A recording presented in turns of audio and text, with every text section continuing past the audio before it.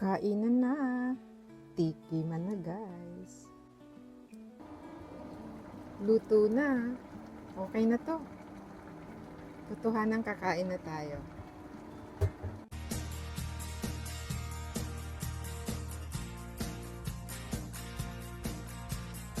Hi guys, for today's video, magluluto ako ng bulalo. Ayan, syempre may version na naman. Ito, binili ko to sa Walter Mart. Ito yung Monterey. Kasi yun lang yung brand na gusto ko talaga sa beef. Kahit pag nasa Batangas ako, Monterey pa rin ang gusto ko. So, bumabalik ako sa grocery. So, samahan niyo ako guys. So, ang ginagawa ko is pinapakuluan ko muna to. Tapos, itatapon, i-drain ko yon yung napakuluan. Tapos, itong mga beef na to, ito yung mga laman na galing din dun sa bulalo, dun sa paligid. Kasi, mas masarap yung beef na yan ng galing dun sa bulalo itself. Yan. Pakukuluan ko lang ito. Yan. So, ang dami. So, 2 slice lang ang binili ko kasi ang kapal din ng laman dun sa paligid ng bulalo itself. Ito yung sinasabi ko sa inyo na dapat talaga hinugasan yung beef or dinidrain ito. So, ito tatanggalin natin pero hugasan ko pa rin itong beef after. Ayan. Yan. Aside from tinatanggal ko na yan, dinidrain ko pa talaga ng water yan. Ayan. Para hindi naman natin lahat makain ng taba, diba? Or whatever. Kung hindi naman siguro madumi, but at least mas masarap kung the more na malinis yung kinakain natin. Ayan, so tatanggalin ko na, off ko na siya, tapos i-drain ko lang. Abangan! So unti-unti ko nang tinatanggal dito dahil i-drain ko na siya. Or hugasan ko pa ulit.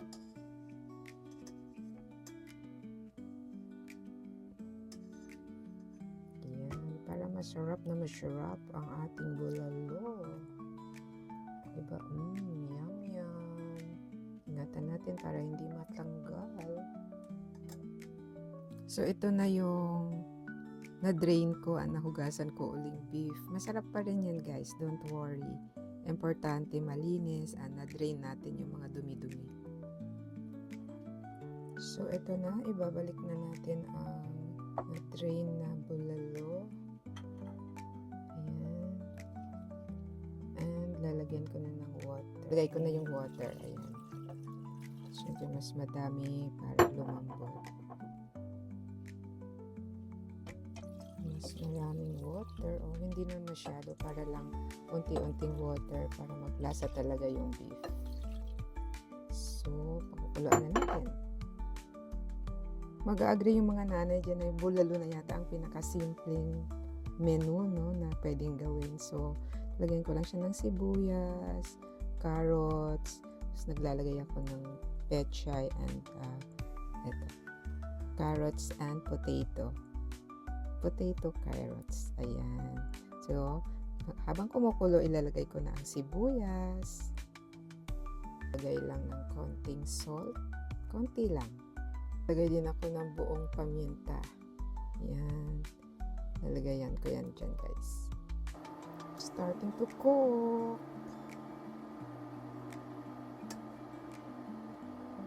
Yes, ito yung mga ilalagay ko now. Ito kasi medyo luma na pero pwede pa siya. So, ito yung mga bago. Ayan. Ito yung sinasabi ko na dapat scrape natin ito, guys. Kasi hindi pa pala natanggal lahat kanina. Mga habang pinakuluan ko. So, tinatanggal ko rin ito. Feeling ko lahat ng nanay tinatanggal ko.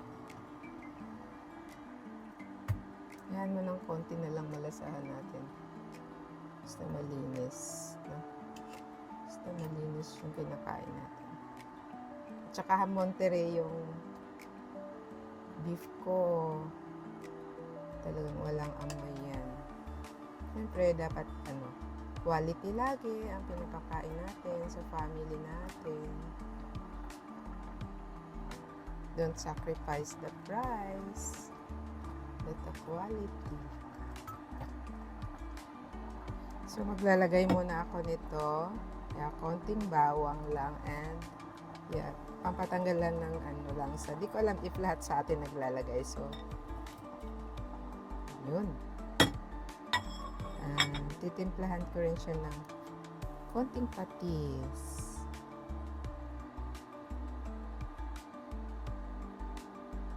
Yan, ito yung buong.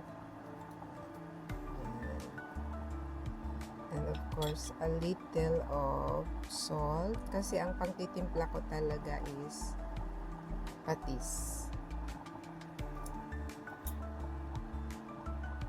And a little of patis. Lalagyan natin guys ng patis. Ito yung pangpalasa ko talaga. So, matagal pa naman itong ilaga. So, magdadagdag at magdadagdag pa rin naman ako ng water. Tingnan natin yung kumukulong beef. Ooh, amazing. Hintay tayo ng 1 hour guys ha. Maghintay tayo ng 1 oras. So ito guys, habang kumukulo, hintay pa ako ng 30 minutes.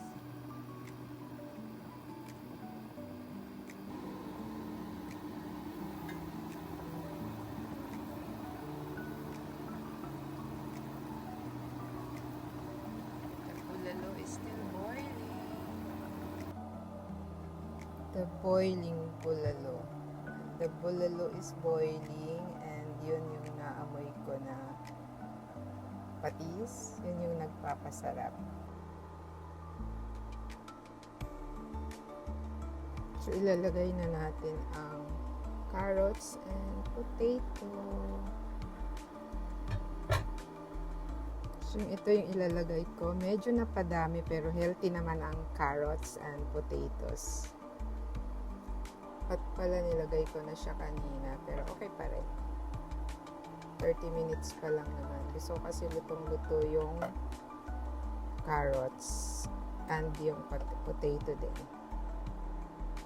Here.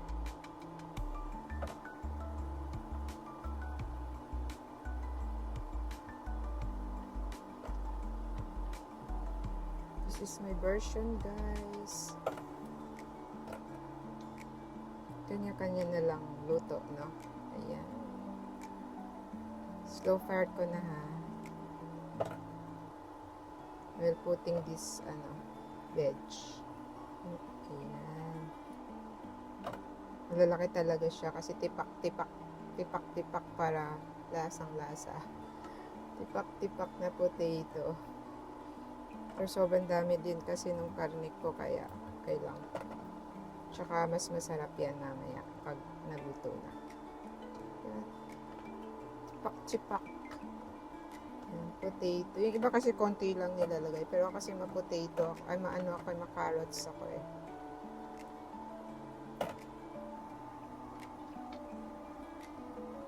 So, nilagay na natin ang potato and carrots. Maghintay ulit ako ng 30 minutes kasi naka 30 minutes pa lang ako guys. 1 hour kasi ang So, dadagdag ko siya uli ng sabaw kasi nauubos na.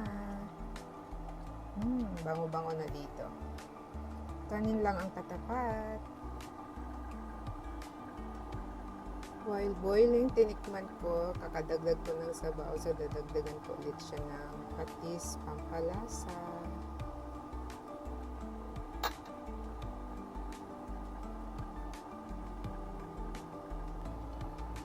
Okay na to. Okay na to. So, ilalagay na natin guys ang gulay. So, ito yung pechay Baguio. Baguio pechay. Whatever. Kamain ko na ha. There you go. Talagang tinapon lang yun. Yan. Yung masagana din sa gulay.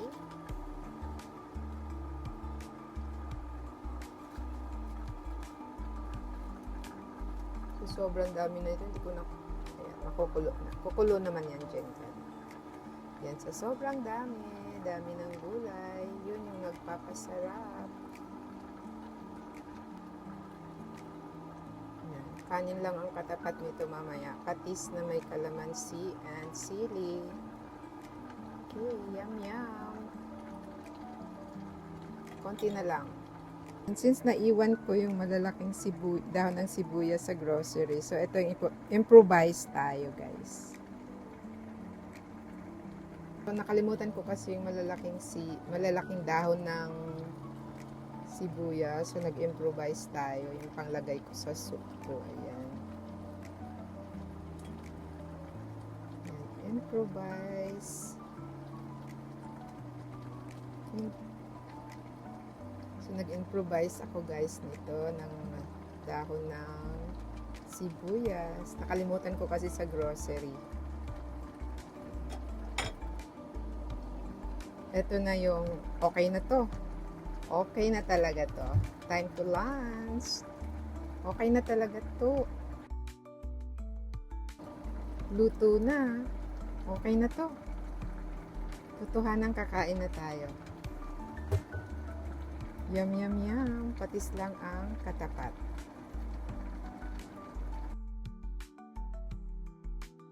So, more than 1 hour ako nagluto ng bulalo and ayan, patapos na. Maraming salamat sa pagsama dito sa pagluluto ko ng bulalo, my version. Ayan, tikiman na guys. Kain na.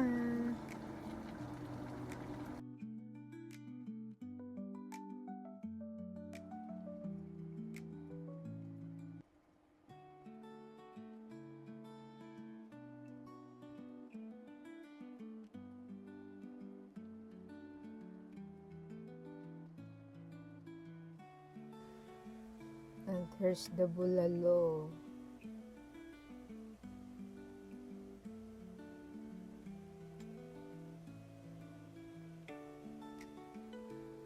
Kainan na. Tikiman na guys. Kainan na. Ito na yung bulalo. Tinanggal ko na siya sa laman.